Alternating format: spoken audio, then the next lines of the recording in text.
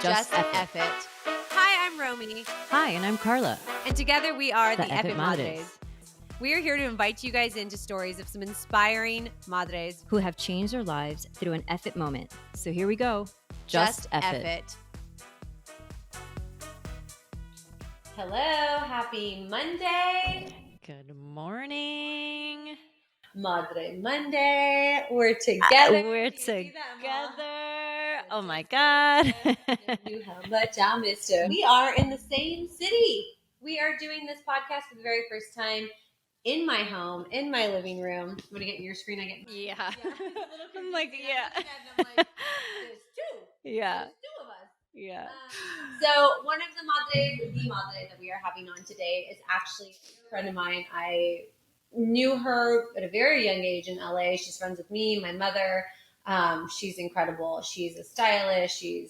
She's gone into a new direction of her work as well. And she is, she's just a unique, special woman that I'm excited to bring on and hear her epic moments. So we've got Jeanette joining us this evening. She's in Dallas. She's another Texas mama. She's a Southern belle. She's an eclectic, beautiful, amazing soul. So I'm excited. Well, before we do that, Romy, who are we? Fabulous question, Carla. Thank you for asking. Yeah. For those of you at home, we are the Effing Madres, and we are two women, mothers, best friends that decided to have a fuck it moment, an F it moment, and in our 40s decided to say, we're going to start a podcast. We're going to go go to a coaching program, change our lives as mothers. And how do we hear inspiring stories from other mothers who have done this, who are in this, who maybe have failed in this, succeeded in this, want one? Let's just create that space in that community to have these conversations that we all want to have or are going through. So and need, actually. Yeah. So this is who we are. This is what we're doing. So every Monday you're going to tune in and you're going to hear an inspiring madre that has said F it, wants to say F it, and hear their success story, their journey in it. And hopefully it's an inspiring story because we are learning every time we interview a mom or talk to a mom. So. All right. So Jeanette, our first question to you. When did you decide to just F it and why? Well, I was on a big shoot, a commercial shoot, because I was a celebrity stylist in my old life in LA and then in Dallas. And I was away from my kids, and I had the producer yelling and clients coming at me and all kinds of stuff happening. And here I am, 15 years into my career. And I'm like, I don't want to do this anymore. It's just not fun anymore. That's why I did it, because it was super fun and creative. And it's just like, I don't care if I'm getting paid tons of money. I don't care if I'm in another state, and I don't care. You know what? I want to be home with my kids at my house eating raviolis. Yeah. And I want to be close to them, because for so long, I adopted my first child, and I had a nanny, and I was always busy and always traveling with styling. And I just didn't want to miss out on my daughter's formative years, because I adopted her when she was 4. I adopted my son when he was 4. And so we got her 6 years later, and I was just like, I don't want to do this anymore, because she just missed me so much, and she had separation anxiety and all this stuff. And then on the flip side of that, Carla and Romy, was I wasn't fulfilled in this relationship. I mean, in this career that I did anymore. It was so freaking surface. Y'all know how Hollywood is. Y'all know how being on set is. And it was so superficial. And I loved it for so long. But I just got to the place where I just needed something different. I needed real deep connections. There's barely any moms on set. I mean, they're all young. They don't, they have no cares in the world, production. They can go stay in the Sahara Desert for 2 months filming a movie, and it doesn't matter. But for me, I have 4 kids now. I have 2 from adoption and 2 from a blended family, and they all live with me. And it's like, I want to be there with them. I couldn't have my own children. That's why I adopted. And here I am working on set, even though all I want to do is be a mom my whole entire life. And, it really caused me a lot. I have a really love-hate relationship with being a mom and my journey. And so it's like, what am I doing? So I decided to go back. Well, I stopped drinking and I went through a recovery program, and it's called Regeneration. And it's where people go that are from broken places to find healing and hope and second chances in life. And so I went through that for a year. And it's like a 12-step spiritually based program, and it changed me from my core. I kind of realized my, my hangups and everything that, like, all of my junk. I worked through my abandonment, all of my insecurities and things like that. And when I finished that, I just felt so freaking amazing because I felt so free. And so I felt like God was calling me to be a therapist. So I went back, and I'm about to graduate in 3 months with my LPC, be a fully licensed therapist. And I have been practicing since April. So it's a whole thing. Wow. That's incredible. And that is like a big transition. It was. Because, like, I'm assuming that the training is extensive, I'm assuming, yes? Yeah, I hadn't been in school. I graduated with my bachelor's, I'm not going to tell you how many years ago. But to go back to school in the middle of COVID, right? And like going to graduate school, it's like, oh my Lanta. So yeah, it took about 3 years, and I was still working as a stylist, still doing the mom thing as well. But last May, I gave up styling completely because I started my practicum and internship, and now I have like a full load of clients already. So I'm really excited, and I'll be in private practice. That's amazing. Congratulations. It's also super inspiring for the fact that, like, anyone listening, we've talked about this. Like, Carla and I are in our 40s. We're back in school for coaching. We're visiting what we want to do in our lives at this point. And I think you just said so many key points. Like, first of all, kind of a complicated relationship with being a mother. That totally ties into something that I know Carla can relate to. I think both of us can relate to wanting to leave something. We both have been in the beauty industry. There's a vapidness that we have expressed in some parts of our careers that we've wanted to explore something deeper. And as we've gotten older and as we become mothers, we kind of dig for something more. We want something more. I feel like that's kind of been our journey too. So like, I get that. And it's also so good for moms to know at any fucking age, you can go back. Any age. 50. Yeah. Yes. 50 years old, and you've completely changed your entire career and went back to school, and not some little school, like a big program. Yes. Yes. I know. Amazing. I can't believe it. I mean, I even thought I'm so ADHD. I was like, I'll never, I barely graduated my bachelor's. Like, I'm like, there's no way in heck I can like go get my like, I can't even focus, but I could. And I wrote 18 word, like, thesis and all. I mean, I can't even, the things that you challenge yourself to do, you can do hard things. Let's tackle those hard things. I relate to that, Jeanette, because, and Carla knows this about me, and she, like, as far as school goes, being in school right now for me, that's not something that as a kid or a young girl that I was good at. So I went into beauty. I went into fashion. That was what I was good at. But actually being in school was something that, like, I didn't feel I could do. And when we registered for this whole coaching program, it's like, if I finish this, the kind of proud that I'm going to feel that I'm capable of doing at this age now that I'm aware of it's like a whole new connection to myself. We can do hard things. We can finish. We can focus. Yes. We can do new things. We don't have to be just what we've always been. You don't. But if nothing changes, Romy. That at any age, we are able to go back, reinvent ourselves, go after new things. It's inspiring. And I think more women and more moms, because once we become mothers, right, we kind of learn new things about ourselves. Kind of. We do. We learn. We totally do. And we realize that the things that may have been serving us prior to that, or that the interest or the values are so different. Yes. That why the F can't we go back? Yeah. And follow a new dream, right? Yeah. And all those things that didn't serve you, you need to take them off, like low-rise jeans from 2001. Like, just get rid of those things. Like, just let them go. freaking burn. Actually, don't burn it because it's bad for the environment, but you know what I mean. Oh, gosh. Yeah. Okay, so then the next question would be, when you decided to do this, Jeanette, what exactly did you basically, just want to clarify, you said, F it, I'm leaving this, I'm going back to school, this is the career I'm going after, and what did you do about it? You went to school, what did you do? Yeah, well, I started like looking at schools, like, and then I'm like, I had to apply and I had to go get my transcript and all of those like logistical things. But I always was like a very giving, codependent person, basically taking care of everyone else and like, are you okay, Carla? Are you okay, Remy? If you guys are okay, I'm okay, which is total codependent. And I thought, I'll take this altruistic kind of like personality that I've always had, which didn't serve me very well in fashion because people took advantage of me, and my good nature, into counseling.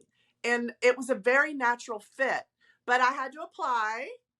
I had to interview, I had to write an essay, and then I was accepted to Liberty University in Virginia, Wow. which is like a Christian school, because I applied to a couple. So how did making this shift and going back to school, how did it make you feel? What were the emotions going through your mind and everything? Well, at first it's like, and I'm sure y'all talked about this before, as mothers we have this, as women we have it, my clients have it, imposter syndrome. Oh, yes. What am I doing?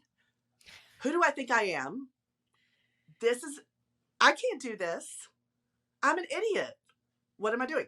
And it was that kind of thing, like writing papers and like sitting my butt down and writing for 6 hours and researching. And I was like, I hate stuff like this, but I am very interested in the brain and how it works and how our thoughts inform our emotions and our emotions inform our behaviors. I'm very much into cognitive behavioral therapy. And so it was like, I was really interested in it. Did that answer your question? No. Yeah. Yes. Absolutely, Okay. it did.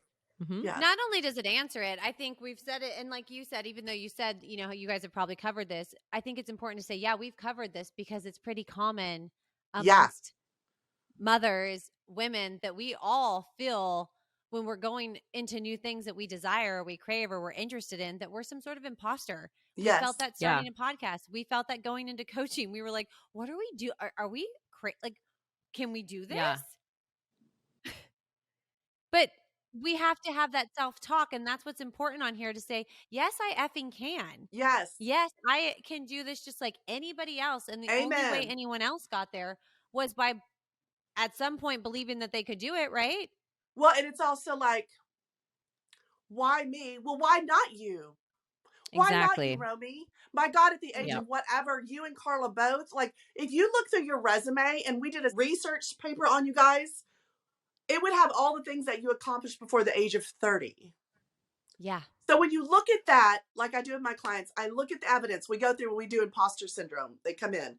We write down the evidence. You did this, you did this, you did this, you did this. But you think you can't do this? And then they're like, oh my God, you're right. I can do it. Yes, because you know what? Those are facts. Mm-hmm. Yeah. We can do it. Mm-hmm. Yeah. And it's empowering. It's empowering. And also to understand that, like, we do all each have a story that's unique to us, that when we share will resonate to at least one other person in the world. And that's all that matters. Even if it's one person, like, we all have that story 100%. to share. So we all need to share. 100%. I mean, talking about it is so important, and as women, we're always, especially women that like have careers that entrepreneurs, that are more type A or maybe creative or whatever, single moms. It's just like, we think we have to have it all together. And it's like, I have to be honest. 2 hours ago, I was picking lice out of my daughter's hair.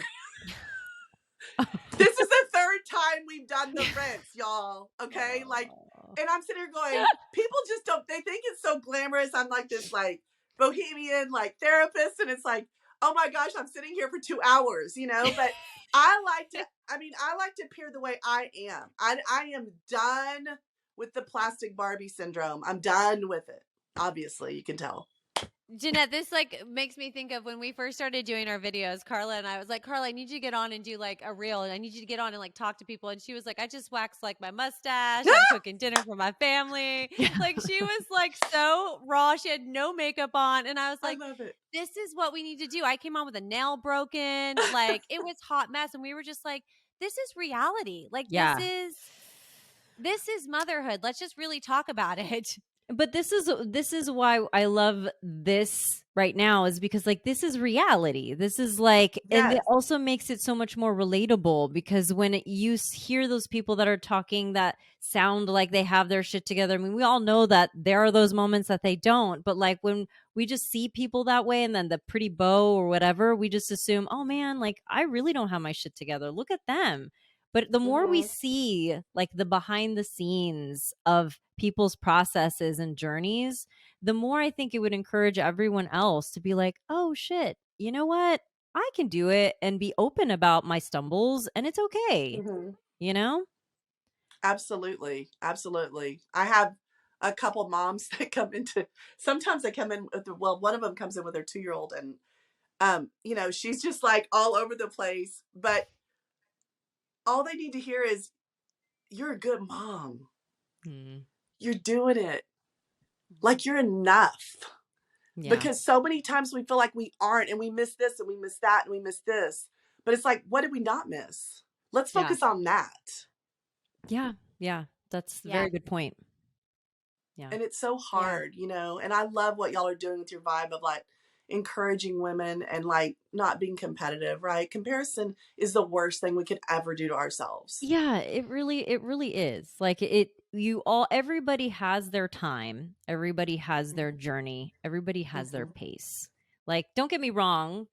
Do I compare sometimes? Sure. Like, yes, I do. And I try to catch myself, but like, you just can't, because our lives' journeys are unique to us and our timing is unique Yes. to us. Yes. Yeah, and I think it's so special that our times can be. I mean, if you're a mother who's in your 20s that is listening, or you're in your 30s who's listening, or your 40s or 50s, there's been so many moms on here and so many of us saying like, you don't know when your time is going to come, and at any time you can reinvent it. And at the same time, like you're saying, you're still a mother with children and life and school and lice and picking those out, and on top of all of that, you're going after something new. So yes, you can show up as a mom and be picking the lice out of your kids' hair because you're a mom and you've got shit to show up for. You know what I mean? Like we can be cooking our family dinner, we could have not makeup on for a whole week, but we're also capable of going after badass careers, learning new things, reinventing ourselves, stepping into shoes that we thought we couldn't step into while still being moms. And I Amen think to your that. important message is, yeah, and your important message is not what we didn't show up for, but what the hell did we show up for this week? A whole lot. Yeah, exactly. It's like, A whole lot. yes. Yeah. Yes. What did this do for you and your family when you made this huge change? Well, it really created a hurricane because like I stopped working and you know, started doing counseling. And when you do your practicum and internship, you're working in a practice, right? But you're not necessarily like getting paid that much, you know. So it was like a big change in income for my family. We had to adjust. But what it did was it got me home. I can pick up my kids from school.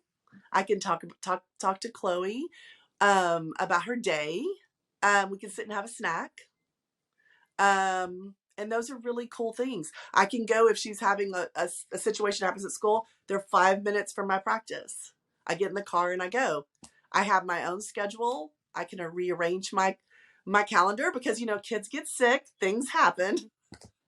And so I have a Yes. flexible, very flexible schedule, which is before, like, I would have been on set. There's no way I could leave, you know, and I'd be so stressed out. And so it's really helped a lot. It's also helped me understand myself more, obviously, you know, when you start learning about counseling and you know, the thoughts and the behaviors and the emotions and, you know, all the things behind it, you start self-examining yourself. I got into counseling for myself. And then I started understanding my children more and realizing that I need to listen to them and I need to be present for them, you know, and that they're going through a lot of stuff in their own little worlds. You know, they have whole worlds, you know. And they go through so much, and especially since 2020. My kids were, I don't know, now they're 10, 11, and 17. 10, 10, 11, and 17. But they were what, 3 years younger. And it was really very, very difficult for them. Yeah, I think there's been a lot of moms on here too that like, and I think for anyone listening, like if you're afraid to take a financial break, or a cut for your family, because if you go after something new, um, you're not providing as much, you're not contributing as much, and that is scary. And how do you do that to your family? But ultimately, in the end, like you're saying, like the value that comes from that, it's almost weighing it out. Your Mm-hmm. happiness, your showing up for your children, you being present. What's more important? I guess that's for each individual to weigh out. But it sounds like, and I can relate to that, that like being present, having your own schedule. I know, as a mom on my own, like if Frankie has a day off from school or is out for a week, I want to be able to be there. Yes. That's more important. And it is okay. And it works out, right? Like you are more fulfilled by getting this Oh, than the income that came from being on set for hours away from your family. yeah. I mean, I was never room mom, and I got to be room mom last year for Chloe. Yeah. Like, and that's so cheesy. I'm room mom too. I'm room mom. I've been room mom for 2 years. 2 Yes. years, Jeanette. But I was just like, I'd never been that because I couldn't be there, right? I couldn't be there. But yeah, and I learned how to cook. It affected my family. Like, I learned how to cook because I never cooked, really. Now I meal prep and I cook and I do all these things I didn't used to do. So it's really cool. It's actually made me a lot more domesticated, a lot more feminine than I used to be, a little softer around the edges. That's what motherhood does to us sometimes. That's very in tune with Carla, what you've been talking about this whole weekend. Yeah, and it's interesting. It's also because you also had to be a bit, you were in a vulnerable position going from having worked at something that you have built for so many years and making a certain amount of income to then having to, take a step back so that you can learn something new, and being in that is a bit vulnerable because it's new to you. You don't have your bearings, and so you have to figure all that out, and you might not be making as much as you did before, and you're not for me, making my own money is very important to me. So like right now I just moved to Florida, and as a hairdresser from LA moving to Florida, I'm in this like I'm in a transition, and so it's like I'm in a very vulnerable place right now because I'm like needing to get myself back in that position and relying a bit more on my husband. So there's a lot of vulnerability in that, those big transitions like that. So. Yeah, that's so true, Carla. That totally resonates with me because, like you're saying, you were in LA, everyone knew you. I mean, Yeah. you know what I'm saying? Like that was your place of comfort. Like you knew it. Like it was easy. Yeah. It was easy. Like I didn't have to go do the whole rigmarole of like looking for people. Hustle. Yeah. And now it's like, oh shit. Yeah. And the So. funny thing is that reminds me is like, my identity was so tied up in my career and Chippa Styles and who I'd styled and what I'd done and all of this. And so to take a step back financially, but to take a step back like that and be low man on the totem pole pretty much at school and starting over and being the practicum student and the intern, that was so humbling for me. But you know what? It was so good for me because I was so unhappy in that kind of that ego that had been created over years that, like Romy had said, did not serve me anymore. Do you have any fears that come up for you after having made this big transition?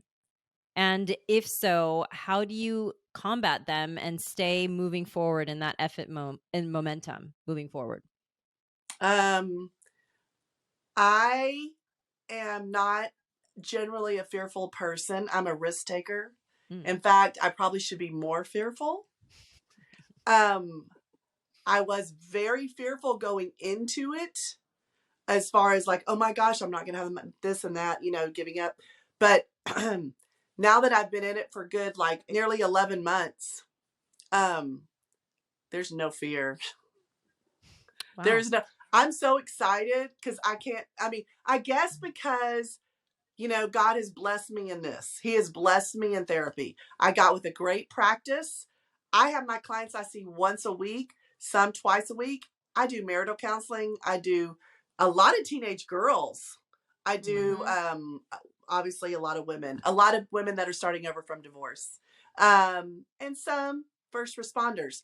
But I don't know, things have just really flowed or so organically that I don't really have a lot of fear. Now, do I have fear of what my end goal is? I am scared to step out on my big thing that I want to do, which is called Serenity Springs, which is a wellness center. That's the vision that I have. That scares me. Okay. But I'm taking that one day at a time. And right now I'm just going to graduate and go from there. Yeah. Step by step. Yes. Yeah, I think that's interesting though, that like the fear of taking that big step for you wasn't as fearful. You're a little more of a risk taker, like, like myself, like more like, we're gonna go for it. We're doing it. This is what we're doing this year. We're just gonna fucking do it. But like I can relate to you in the terms of, well, for me it might be different, but the big picture that we vision, like how you are visioning that that's a little scary for me. It's hard for me to digest that that's a possibility. It's hard for me to digest that that's something we can really have. Yes. But like the little steps of making the move to, I'm going to school or I'm doing this, I can do those and be like, well, I'm gonna fucking do it. Like, we'll see what happens. But when we have these visions like you have for your career, and I think that still would be a part of the imposter just trying to find her way sometimes, going, that's too big. Am I ahead of myself? Is my dream too big? Is that goal possible?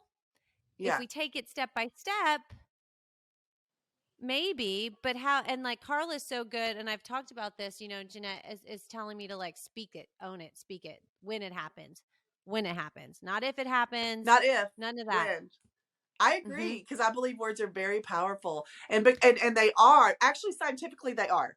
Yeah. We need to speak to ourselves and our brains like very positively to break old like tapes in there from, and I don't know if you girls have like ever struggled with trauma, but from negative messages that we've heard in our lives that we've owned and adopted. And so we have those negative and dysregulated thoughts, which create negative emotions, which create negative action. We just don't know why we can't stop doing what we do, but we don't want to do it anymore, Yeah. And so I agree with that. I totally agree. And you totally busted me. When I create Serenity Springs, that scares me, Carla. That scares me. Yeah. Well, I mean, yes, the whole big picture thing is because it's so daunting. It's so big. How are you going to get there? But if you manage it and take it, like you say, day by day, and you take that, like, whatever list goal you have and just attack those little things day by day, you'll get there. You will. Yes. Like, you will. As long as you take one little action makes a huge, one little action is a huge step forward. It really is. And I want to ask you this last question to really speak to anyone listening, is for all those moms listening that want to have that moment that might be our age or feel like they're, it's too late. They've already established their career. They're already set. They're successful, but they're not happy. They want something different. What's your advice to someone going through that? I would say definitely take some time with you, right? Sit down and reflect. As Carla and Romy were talking about, sit down and reflect. Take a weekend to reflect. Go to kind of like a retreat. Get some time away from your world and just get alone with yourself and really kind of try to figure out like what you want, what works for you, what doesn't work for you anymore, what doesn't serve you. Let it go. And what is something that you desire? What is something you desire in others or other women that you see? And a lot of times, like, we talk about that, like this jealousy, but really jealousy it's not a great emotion, but it has a good thing underneath it. And it just shows that that's something you desire. What is something that you see other people that you have that you desire? And hey, you can have that too, right? She can have it and you can have it. So I think it's really important to get real introspective and like really take the time, go to a therapist, talk through it. It doesn't always have to be super deep to go to a therapist. You don't have to be struggling with like, severe depression or anxiety. Sometimes you just need someone to walk with you through that, or coach, like you and Carla, Mm-hmm. like someone just to help you and like bounce things off of and give you a new perspective of things. That's what I would say. That's great advice. It really is.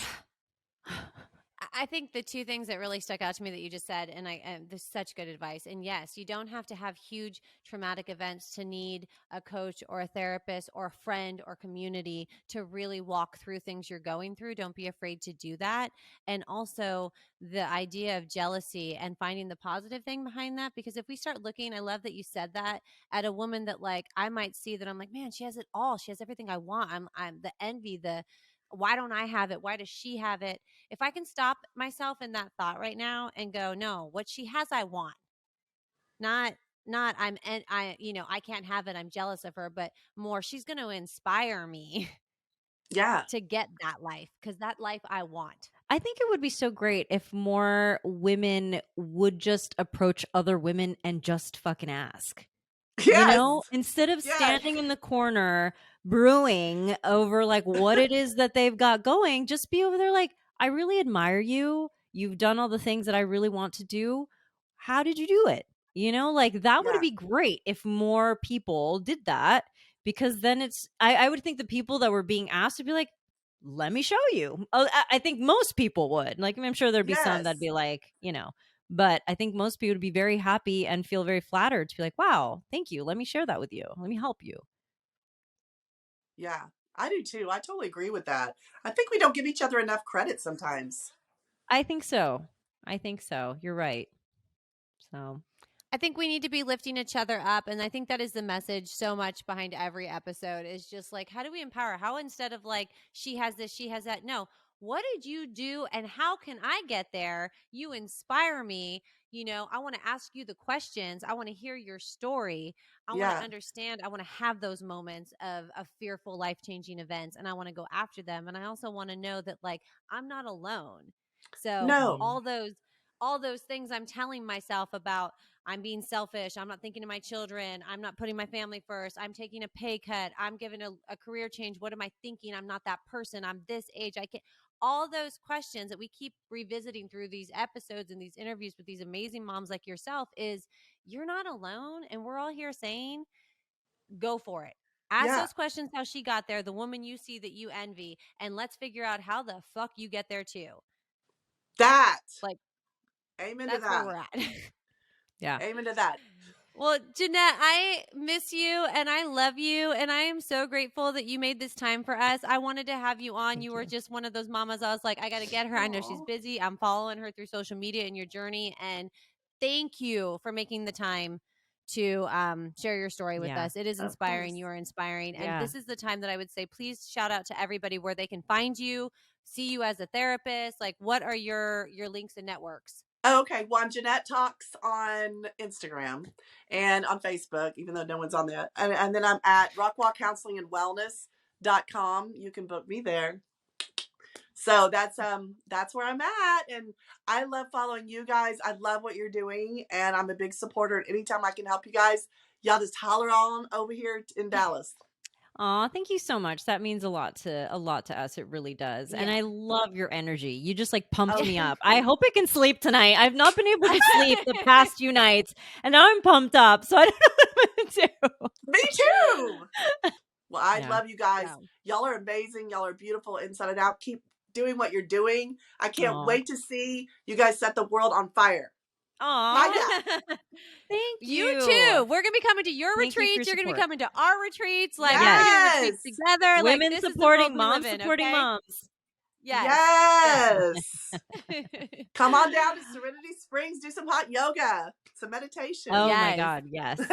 Okay. So this is where we're going to say, just F it.